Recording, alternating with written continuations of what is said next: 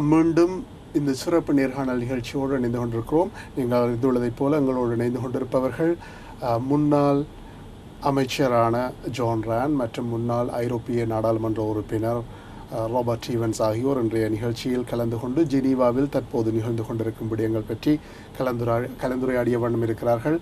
அங்கே இதுவரை காலமும் நடந்த ராஜதந்திர ரீதியிலான துறைசார் ஆதரவு தேடல் நடவடிக்கைகள் எவ்வண்ணம் இருந்தன, ஸ்ரீலங்கா அரசாங்கம் எவ்வளவு தூரம் ஜெனீவாவில் ஐக்கிய நாடுகள் மனித உரிமைகள் பேரவையில் ஐக்கிய அமெரிக்க அரசாங்கத்தால் முன்மொழியப்பட்ட தீர்மானத்தை தடுப்பதற்காக இவ்வளவு தூரம் பாடுபட்டது, இதன் முக்கியத்துவம் என்பது பற்றி நேர்காணலின் முதற் பகுதியில் நாம் கலந்துரையாடியிருந்தோம். இனி நேர்காணலின் அடுத்த பகுதியில் மேலும் சில விடயங்கள் பற்றி பார்க்கலாம். Yes, I think we could perhaps discuss a bit more about the role the diaspora Tamil organizations played in Geneva. I know that there were a lot of organizations actively lobbying to ensure that this resolution is passed, and both of you were dignitaries who were part of those activities. Could you tell us a little about that? Yeah, I want to pay tribute to the international Tamil diaspora, because I think over the years, when times have been very, very tough, they have kept the message going with dignity, but with great power and strength. And it's partly due to the huge demonstrations that we saw in London and other cities over nearly 3 years ago, that people, the general public, are much more aware of the whole issue of Sri Lanka and the Tamil cause than they ever were before. And then there's other global organisations like the TGTE, the Transnational Global Forum for Tamil Eelam, the government of Tamil Eelam, which is very significant, a democratic body elected to put forward views of the Tamil diaspora in all the different countries. And it's bodies like the TGTE and the diaspora in Britain, in France, in Canada, which are keeping this message alive and keeping it going and keeping the pressure on the Sri Lankan government, which is why the resolution went through in Geneva. I think if we just look at what happened in Geneva, and if you look at that vote, an overall majority, I think some weeks and months ago, after the 18th session, that would have been beyond everybody's wildest dreams. We were hoping we'd get a majority because of the abstentions, but in fact you got an overall majority and the abstentions. And I think the diaspora groups, with lobbying operations in Geneva, on a vote like that have made a significant difference, both outside of Geneva, groups using all of their contacts, international contacts, to lobby at the highest levels of government for this resolution, and in Geneva. Certainly, as Robert says, the TGTE had a very strong lobbying operation, working closely with experts like Karen Parker, and with Tamil, senior Tamil community members from India and from Canada and from Australia, all working together. I think one of the really unwelcome surprises for the government of Sri Lanka was the fact that the diaspora groups in Geneva worked so well together on this issue of the resolution, a common cause to find justice for the people of Sri Lanka, the Tamil people in particular.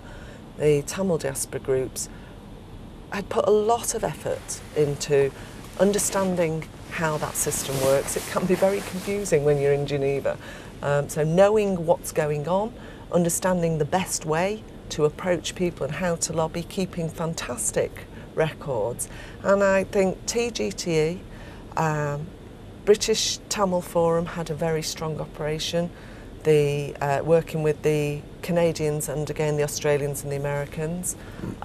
Global Tamil Forum had a presence there and have done a lot of lobbying on the international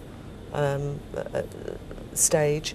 So I think the groups have worked so well together, and that's a very, very powerful message, both to the rest of the world to see that there is one common cause and prevent Sri Lanka being able to say, you know, these Tamil people are all split all over the place, don't know what they want. That's a very, very dangerous message that doesn't help the cause of justice.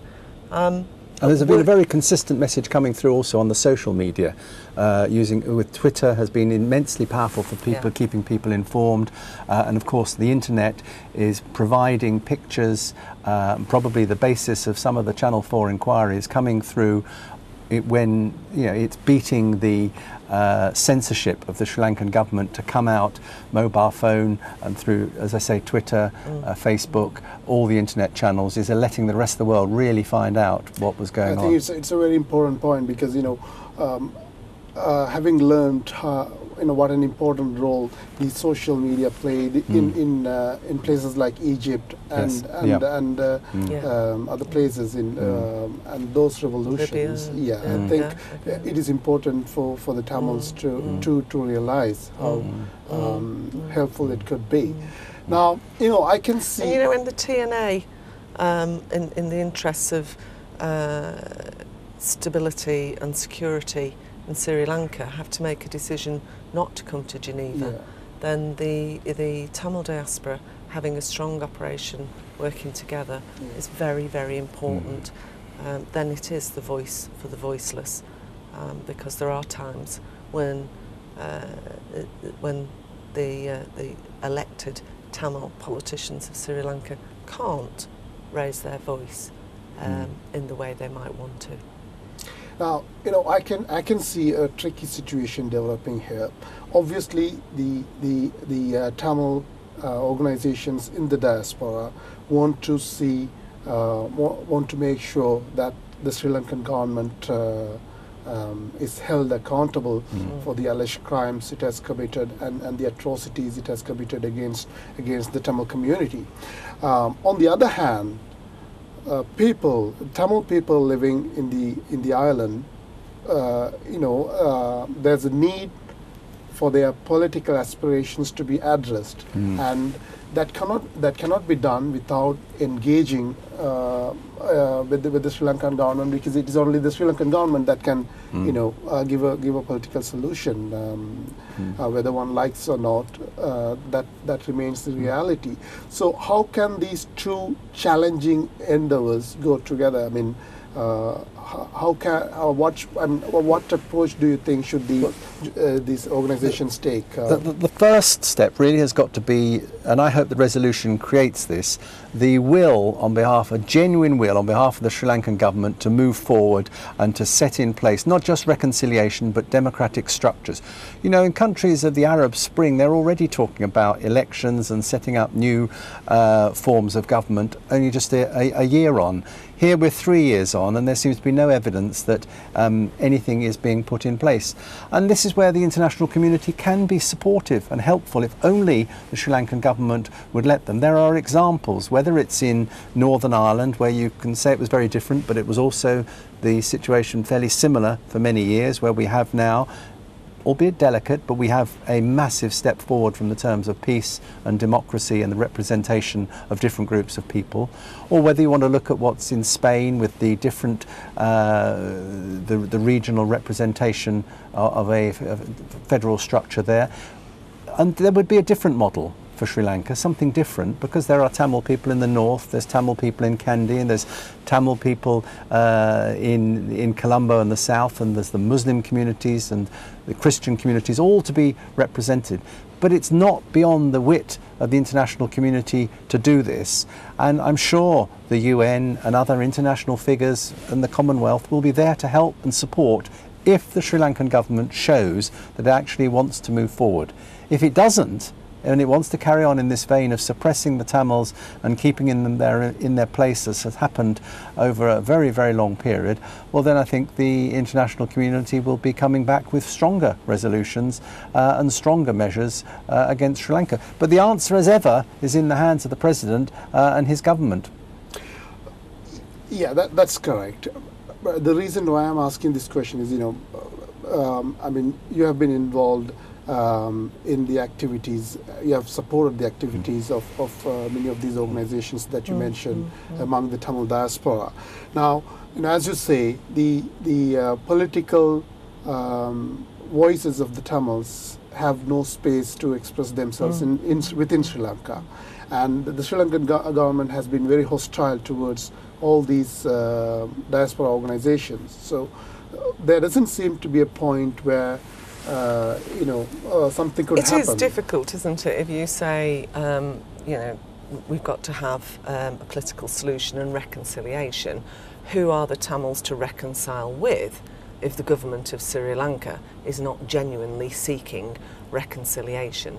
And I think this resolution is in fact recognising just that situation, that the government of Sri Lanka does not so far, you could not, if you make a judgment thus far, say that they have shown a full and real and genuine commitment to reconciliation.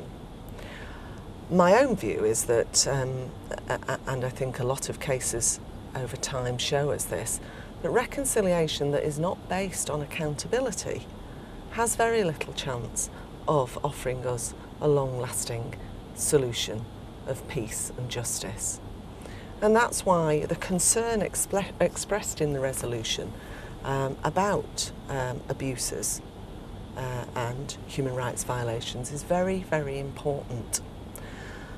I would like to be confident that the government of Sri Lanka is now going to mend its ways and launch itself on a true path of reconciliation. As I say, the past doesn't give us a lot of confidence there, but as Robert says, the ball is now in their court. The door is open for them to do just that and to introduce a true system of both accountability and reconciliation. If that's not going to happen, what's very, very important is that we continue to find the evidence that it's not happening and of what's happened in the past. And I think that evidence will keep coming forward. It is not now going to disappear. The real message to the government of Sri Lanka here is this isn't going to go away. However much oppression or suppression you put in place, this will not go away. The Tamil National Alliance and the Tamil people have in fact in Sri Lanka been very, very brave. And we have to remember, Robert and I go out canvassing and door knocking on a weekly basis here in the UK. That can be an activity where you're risking your life as a Tamil person in Sri Lanka. So they have been very brave, but it is very hard for them to raise the issues. We've now got NGOs who, Amnesty, Human Rights Watch, International Crisis Group, watching the situation, picking up evidence. We've got diaspora groups that are bringing forward evidence all of the time. We've now got to use the content of the resolution to put pressure on the government of Sri Lanka by continually monitoring what's happening and bringing forward evidence so that that evidence is in front of the United Nations Human Rights Council, both in its 20th, 21st session and for the report for the 22nd session in the Universal Periodic Review in October. This work must be ongoing, this lobbying must be ongoing. Sri Lanka has the opportunity to do the right thing. On the other hand, we must also have the safeguarding mechanism of continuing the operation to bring the evidence forward, to expose where reconciliation and accountability isn't happening, and to speak up for those who cannot speak for themselves. Finally, I would like to ask you about the challenges faced by people like you, because whenever Western leaders sympathize with the Tamil cause, the Sri Lankan government has been quick to allege that they are in the payroll of the Tigers, and Yes. and they try to exert pressures in various other ways. How challenging has this been, for people like you who have expressed support? No, it's nothing compared to the threat that Tamil people face, and I wouldn't want to blow it up into anything it isn't. You know, when people have lost their lives, and the atrocities that have happened in those last few weeks of that war are just beyond imagining. The number of 40,000 civilians slaughtered, at least 40,000, not possibly 40,000, 40,000 and possibly a lot more. So I think, you know, for people like Robert and I who are have been elected politicians, who live in the democracy of the United Kingdom, even though we don't always think that's perfect, our life is never on the line. I don't think we have anything to complain about, and I think it is right that we speak up for human rights wherever in the world this happens, because, you know, when the human rights of one are threatened, that puts at risk the human rights of all. So this isn't just about the Tamil people. This is the bigger issue of human rights, the future for Sri Lanka, the future for any other country where human rights are threatened. If we let it happen in Sri Lanka, other leaders are watching that, other dictators watch, and they think they can get away with it. And it's also the future credibility of the United Nations. So any slight discomfort to us because the High Commissioner or others declare us enemies of the state or whatever, or say we're in the pay of different groups, that's nothing compared to what what other people are suffering. I'm sure Robert can answer for himself. I mean, you know, it's not fun sometimes to see untruths, unpleasant things written about you on websites, or to have to sit and listen to diatribe of allegations against you or who you're funded by, when I've not received a penny for anything that I've done on behalf of the Tamil community. But as Joan says, we do it because we believe in it. We believe in supporting oppressed people and pushing for justice. And if the Sri Lankan government wants to do anything, and it should open up and look at the lessons learned and reconciliation that it has purported to want to be doing, and invite the international community to come in and see the progress that we hope will happen and the democracy that we want restored to Sri Lanka.